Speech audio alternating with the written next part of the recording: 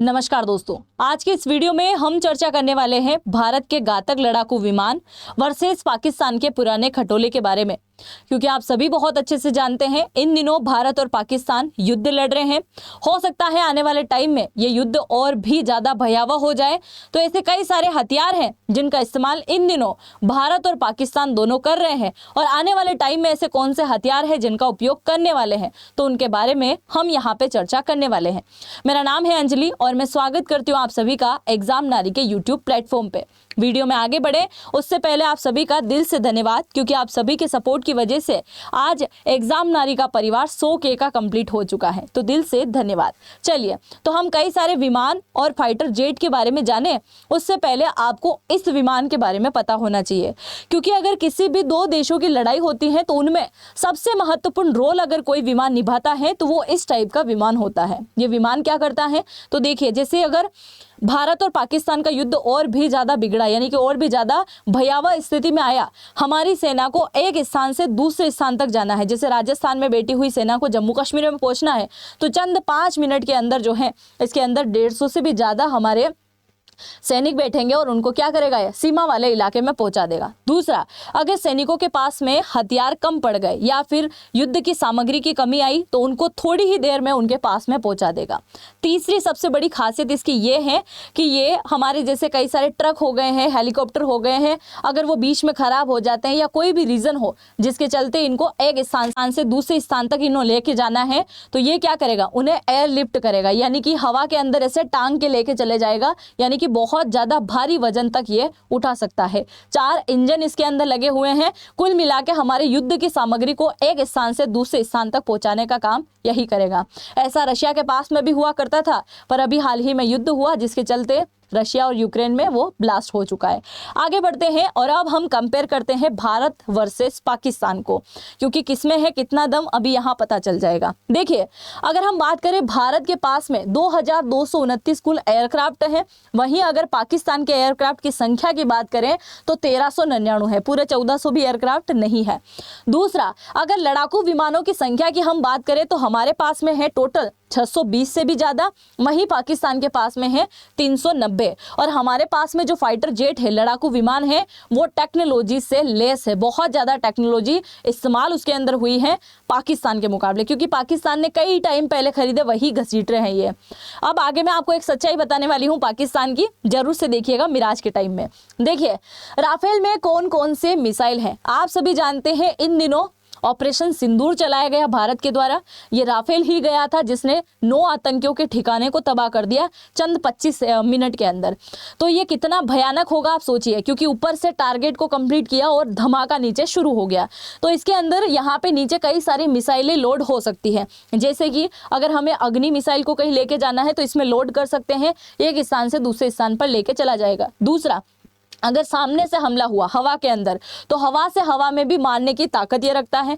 दूसरा, अगर एक बार टारगेट फिक्स करके बटन दबाएगा तो क्या करेगा, ये एक साथ जो है 6 टारगेट को निशाना बना देगा। सबसे खास बात ये है कि जो अंदर यहाँ पे जो पायलट साहब बैठे रहते हैं ना, उनको देखना नहीं पड़ता है आसपास कि भाई ये ठिकाना है, इस पे क्लिक करूं, इसको मारूं, नहीं, ऑटोमेटिक इसके अंदर ऐसे कोई कैमरे कंप्यूटर सिस्टम लगे हुए हैं, ऑटोमेटिक ट्रैक करता है, टारगेट को क्लिक करता है और इनके पास में ऑप्शन आ जाता है कि दबाओ बटन, और जैसे ही बटन दबेगा क्या होगा, धमाका ही धमाका होगा। और ये धमाका इन दिनों पाकिस्तान के अंदर चल रहा है। राफेल की ताकत तो पाकिस्तान वाले बहुत अच्छे से समझ ही चुके होंगे, क्योंकि वहां पे कई सारे आतंकवादियों के जनाजे निकले जिसके अंदर पाकिस्तान के बड़े बड़े लीडर शामिल हो रहे हैं, प्रेसिडेंट की तरफ से भी बड़े बड़े बूके जा रहे हैं।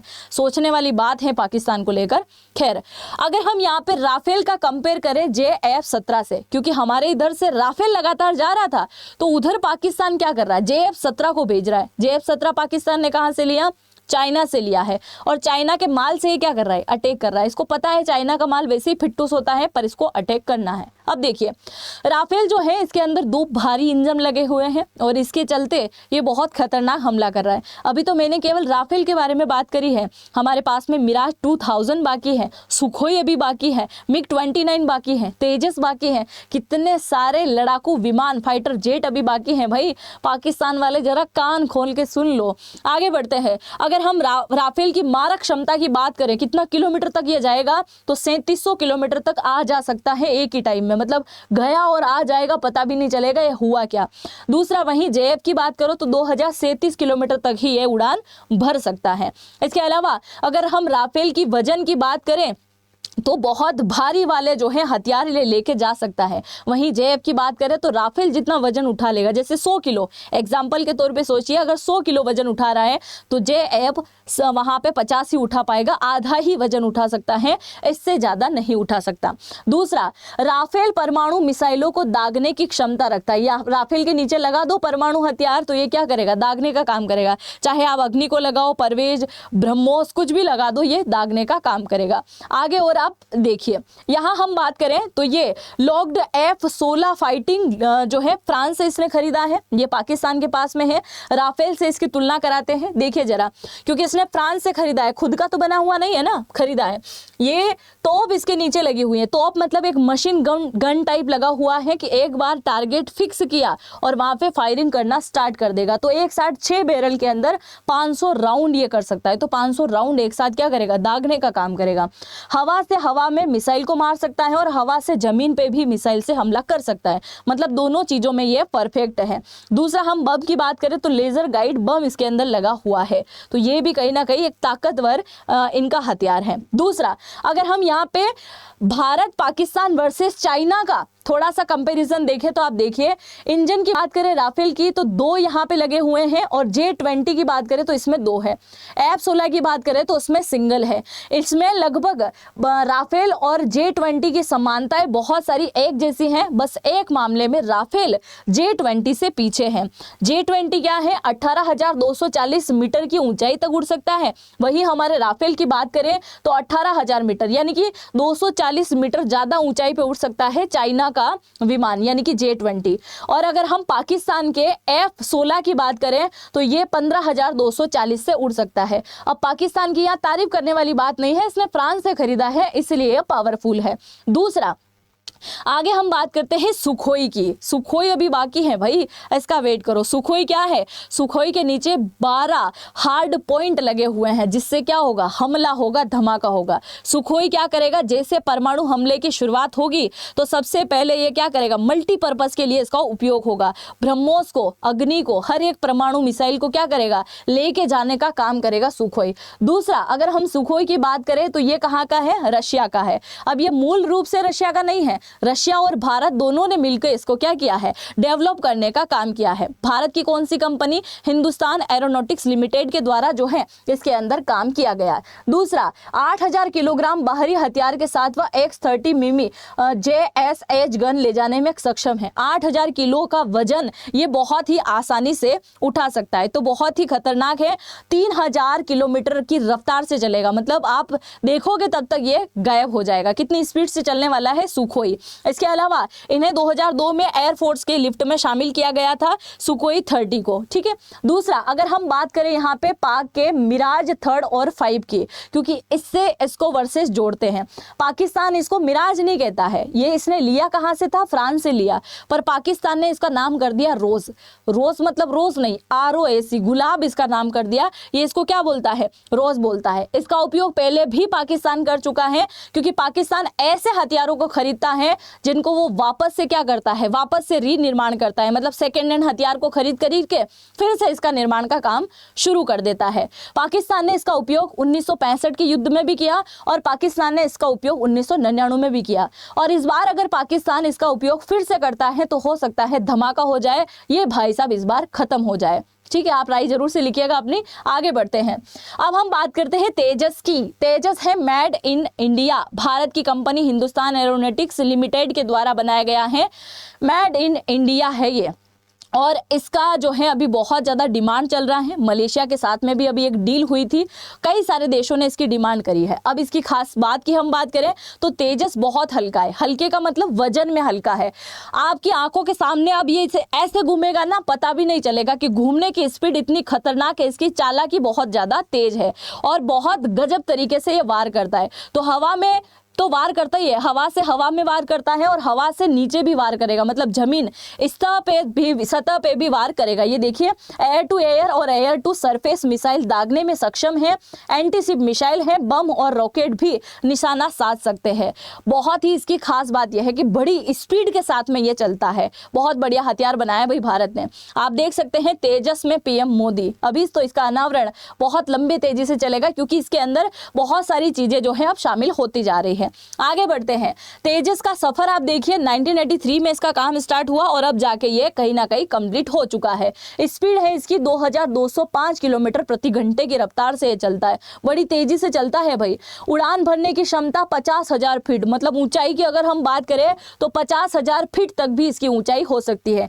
3000 किलोमीटर तक एक बार में उड़ान भर सकता है तेजस, बड़ी खास बात इसकी ये है। दूसरा, सेल प्रोटेक्शन जेमर, तेजस में एक सेल प्रोटेक्शन जेमर भी दिया गया है जो पूरी तरीके से ऑटोमेटिक है। यह आसमान या जमीन की में से किए गए हमले से विमान को बचा सकता है। मतलब अगर आप रडार में भी इसको लेना चाहेंगे तो ये नहीं आ पाएगा क्योंकि एक जगुआर भी है हमारे पास में, वो किसी रडार में नहीं आता, चाहे पाकिस्तान कितने भी रडार वहां पे लगा के बैठ जाए। आगे बढ़ते हैं। ये है मिराज 2000। ये मिराज 2000 हमने कहाँ से लिया था, तो ये हमने लिया था फ्रांस से। फ्रांस की एक कंपनी है डसाल्ट एविएशन, इसके द्वारा इसका निर्माण किया गया था। पहले भी मिराज 2000 का उपयोग हमने किया था। आप सभी को याद होगा ना, कारगिल वार 1999 का जो कारगिल वार हुआ था उसमें इसने बहुत ही इंपॉर्टेंट भूमिका निभाई। इसके अलावा अभी थोड़े टाइम पहले की एक बात बताऊं आपको, बालाकोट एयर स्ट्राइक तो बहुत अच्छे से याद होगी ना, 2019 वाली, उसी बालाकोट एयर स्ट्राइक के अंदर भी इसका उपयोग हुआ था।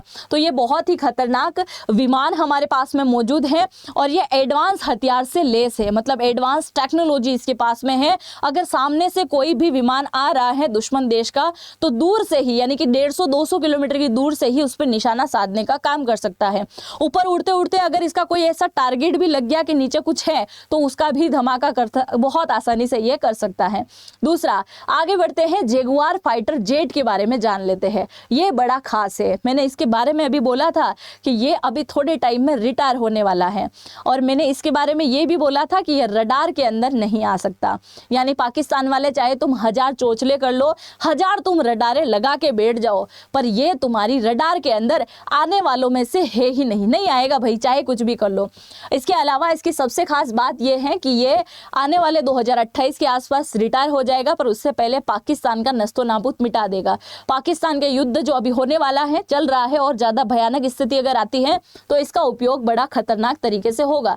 इसमें लेजर गाइडेड बम लगे हुए हैं, सामान्य प्रयोजन लगा हुआ है, 1000 किलो का इसके अंदर वजन है। मैंने बताया था कि रडार के अंदर नहीं आ सकता। दूसरा, कई ज्यादा ऊंचाई से अगर ब्रिज को और बिल्डिंगों को फोड़ना है तो उसके लिए उपयोग होगा जगुआर फाइटर जेट का। इसको किसने बनाया था, तो याद रखिएगा फ्रांस और ब्रिटेन के द्वारा इसका निर्माण किया गया, पर भारत में लाने के बाद में इसमें कई सारी चीज़ों में और भी बदलाव कर दिया गया जिससे और भी ज़्यादा ये खतरनाक हो चुका है। यानी कि भारत ने इसको मॉडिफाई किया है और अब और ये ज़्यादा तेज बन चुका है, तो कई सारी जगह पर ये बहुत ही आसानी से क्या कर सकता है, हमला कर सकता है। और इसका उपयोग भी हमने 1999 में किया था। 86 साल से शमशेर की तरह भारत की ताकत बना हुआ है जगुआर। ब्रिटेन फ्रांस वालों ने बनाया है भाई, ऐसी हल्की चीजें नहीं है ये। 1978 में भारत ने दिया था 40 विमानों का ऑर्डर और अभी हमारे पास में कई सारे हैं। ये भी 2028 में सेवानिवृत्त हो जाएगा, पर उससे पहले पाकिस्तान को फोड़ के रखेगा। आप देखिए, ये तो मैंने बहुत कम अभी तक बताया है जो कि पाकिस्तान को फोड़ने में बहुत काफी है। अगर ये थोड़ी सी उड़ान भर के जाए ना तो इस्लामाबाद, रावलपिंडी, लाहौर, कई सारे, कराची, इन इलाकों को आसानी से फोड़ देगा। और हमें बलूचिस्तान को वैसे भी आजादी दिलानी है तो बलूचिस्तान को तो छोड़ा जाएगा भाई, उसको नहीं फोड़ा जाएगा। आगे बढ़ते हैं यहाँ पे, और ये है MiG-29, तो ये भी रिटायरमेंट लेने वाला है, बहुत जल्द ही ये रिटायर ले लेगा। हमारे पास में जो INS विक्रांत है और INS विक्रमादित्य है, उसके द्वारा इसको ऑपरेट किया जाता है। इसकी गति भी बड़ी हाई है, बहुत खतरनाक ये चलता है और आए दिन ये जो है हमारे सीमावर्ती इलाके पे क्या करता है, चक्कर लगाने का काम ये करता रहता है। इसके पास में 2 इंजन है। सबसे खास बात यह है कि अगर एक इंजन बंद हो भी जाए पर यह बंद नहीं होगा। ये चलता रहेगा, दुश्मन देश के साथ में काम करता रहेगा। आप सभी को पता है ना कि हमारे पास में से कई सारे हथियार, जैसे S-400 की हम बात करें तो उसके रडार में अगर कोई भी आया तो वो बच नहीं सकता है ना, वो डायरेक्ट क्या करेगा, फोड़ने का ही काम करेगा। अभी हाल ही में पाकिस्तान ने AHQ-9 से और HQ-P16 से जो है अटैक किया था, जिसके चलते उसने क्या किया, S-400 ने रडार में लिया और बूम कर दिया। दूसरा, अभी हमने सुसाइड जो है ड्रोन यहाँ से भेजे थे, जो कि हमने इजराइल से खरीदे थे। सुसाइड ड्रोन की एक बात मुझे बहुत अच्छी लगी कि वो क्या करता है, पहले टारगेट पर गिरता है, उसके बाद घूमता रहता है, फिर स्कैन करता है कि यही मेरा टारगेट है, फूटू कि नहीं फूटू। तो जैसे ही पता चला कि यही मेरा टारगेट है, और क्या करेगा, बूम कर जाएगा। दूसरा, अगर वो उसका टारगेट ना भी है तो भी वो जाने के बाद वापस लौट के नहीं आएगा, वो वहां पे फूटेगा जरूर। और इसी के चलते अभी पाकिस्तान के कुछ लोग बड़े चिल्ला चिल्ला के बोल रहे हैं कि हमने भारत के ये वाले जेट मार दिए, ये वाला ड्रोन गिरा दिया। अरे वो ड्रोन ऑलरेडी गिरने के लिए आए हैं तुम्हारे यहाँ पे, तुम्हें फोड़ने के लिए आए हैं, और तुम बोल रहे हो कि ये तो हमने गिरा दिया, हमने मार दिया। तो थोड़ा सा भ्रम से बाहर निकलो। सुसाइड ड्रोन है वो, ऑलरेडी सुसाइड उसका नाम है, तो एक बार गया तो वो वापस आएगा नहीं, चाहे कुछ भी हो जाए। तो ये इसके प्रमुख खास बात है कि एक इंजन के माध्यम से भी ये बहुत अच्छे से चल सकता है। दूसरा, अगर हम यहाँ की बात करें कि ऊंचाई पे उड़ सकता है ये, तो आप देखिए 1500 किलोमीटर प्रति घंटे की रफ्तार से उड़ेगा, बहुत ही खतरनाक इसकी रेंज है। तो अब ये रिटायर होने वाला है। तो यहाँ मैंने आपको प्रमुख हथियारों के बारे में बताया है। अगर आप दूसरा वीडियो चाहते हैं कि जिसमें मैं भारत वर्सेस पाकिस्तान के और भी कई सारे जो हथियार हैं उनके बारे में बताऊं आपको, तो आप जरूर से कमेंट कीजिएगा, मैं इसके लिए भी वीडियो लेके आऊंगी। अगर आप लोग चैनल पे पहली बार आए हैं तो चैनल को जरूर सब्सक्राइब कीजिएगा, और आप सभी का एक वैल्यूएबल कमेंट मुझे जरूर से कर दीजिएगा। और आप सभी लोगों का दिल से एक बार फिर से धन्यवाद, क्योंकि आप सभी के सहयोग के बिना ये एग्जाम नारी अधूरा है। तो आप सभी के सहयोग के बिना तो ये पूरा हो ही नहीं सकता था, और आप लोगों ने सहयोग किया, इसके लिए आज 1 लाख की फैमिली हमारी कंप्लीट हो गई है। एक बार फिर से दिल से धन्यवाद। हम मिलते हैं नेक्स्ट वीडियो में, तब तक के लिए जय हिंद, जय भारत सरकार और जय हमारी तीनों सेना की। बहुत बहुत धन्यवाद।